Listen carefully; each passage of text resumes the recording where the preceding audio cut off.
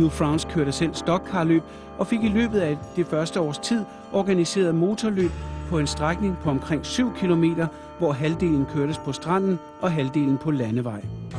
Publikum strømmede til i tusindtal, hoteller skød op, Daytona voksede.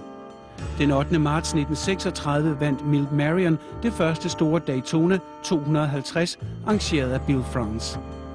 Udbruddet af 2. verdenskrig stoppede de populære løb frem til 1947, hvorefter France indkaldte til et møde på Steamline Hotel i Daytona. Medlemmer af bilindustrien og løbsarrangører mødte frem, og i løbet af et par dage grundlagde man National Association for Stock Car Racing, NASCAR. Sikkerhedsregler, løbsafvikling blev sat i system, og frem til 1959 var stranden i Daytona tidens mest spektakulære amerikanske motorsportscentrum. Den nu 76-årige Curtis Crawfish Crider har beskrevet perioden i sin bogsamling The Road to Daytona. We were serious in our racing, like they are now anywhere. When you're racing, you better be serious. But we had friends with them, you know, and we had fun after the races. Was it possible to make a living out of being a racing driver in that time? Oh yes, absolutely, because being a service manager for Ford Motor Company or something like that, and various off season, they'd hire me and I'd go and start a new Ford dealer real briefly, but get them started out. But I made more money racing than I did working, because it was like $125 a week salary. And hell, I could go out and win a couple of races and make $400.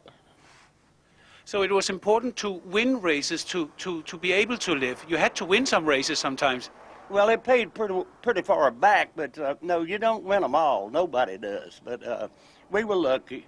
You know, we was usually in the top 5, top 10, and won some once in a while. Everybody's supposed to get lucky once in a while. How was it to drive on the beach in Daytona, the mix between the asphalt and the beach driving? We loved it. The beach part of it was great. It was real wide, and we started 8 abreast. But when it got down to the first turn, we had to get down to 2 cars. There's only room for 2. That was about a half a mile. So we had to think about that and negotiate the turn, get in the turn, and get out of it.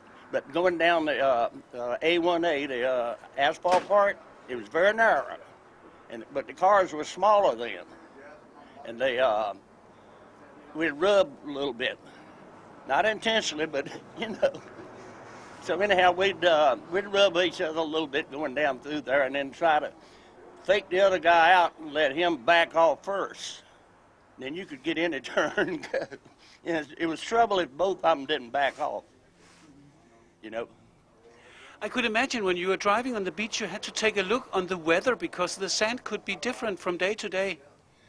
Well, yeah, but they used to call it Bill France weather, because when he has races then and now, the weather's always beautiful for the Daytona races. But speaking for the drivers, we love the old beach course. You know, it was a difference, like a road race. Every turn was different, and each straightaway was different, and we loved it. And even now that drivers like to go back to short tracks and the road courses, because it's just a little different, you know. What do you think of the development going on now? NASCAR is one of the most extremely high-growing sports in